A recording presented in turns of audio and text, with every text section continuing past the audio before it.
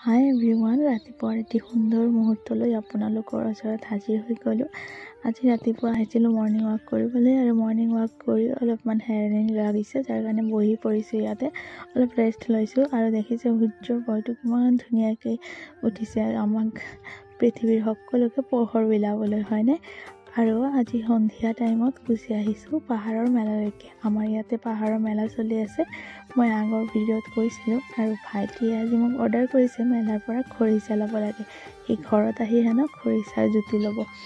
যি কি নহওক, খৰিচা আমাৰ লোৱা হৈ গৈছে। এখনে দোকান আহিছিলে এইবাৰ মেলাত আচাৰৰ, আৰু সেইবাবে খৰিচাটো সিমান এটা টেষ্টি বা ভাল কোৱালিটিৰ নাপালোঁ। তথাপিও লৈ লৈছোঁ সি কৈছে যেতিয়া। আৰু ইয়াতে মোৰ মা, মোৰ ভাই মাজতে মই অলপ কাট কৰি দিছিলোঁ কাৰণ কোনোবা আহিছিলে।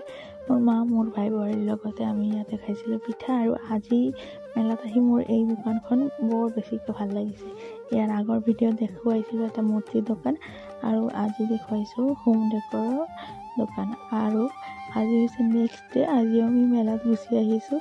তো আজি ইয়াতে লটাৰী খেলা আছে, যাৰ বাবে মেলা আজি ভাঙিবৰে হ'ল। আৰু বহুত দোকান ভাঙিছে ইতিমধ্যে। তথাপিও তাৰ মাজতে আমি অলপ ঘূৰা ফুৰা কৰি আছোঁ আৰু এটা বস্তু কিনি আছোঁ। তো এনেকৈয়ে পাৰ কৰিলোঁ আজিৰ দিনটো। আপোনালোকে কমেণ্ট কৰি জনাব আপোনালোকৰ ভিডিঅ'টো কেনে লাগিলে। আৰু চেনেলত প্ৰথমৰ ভিজিট কৰিলে প্লিজ লাইক, শ্বেয়াৰ আৰু ছাবস্ক্ৰাইব কৰি দিব। মোৰটো পুৰা ঢাকি লৈছোঁ, কিয় জানেনে? বহুত বেছি পৰিমাণত ধূলা ভালে থাকিব, সুস্থ থাকিব। দেখা হ'ব নতুন ভিডিঅ'ত। বা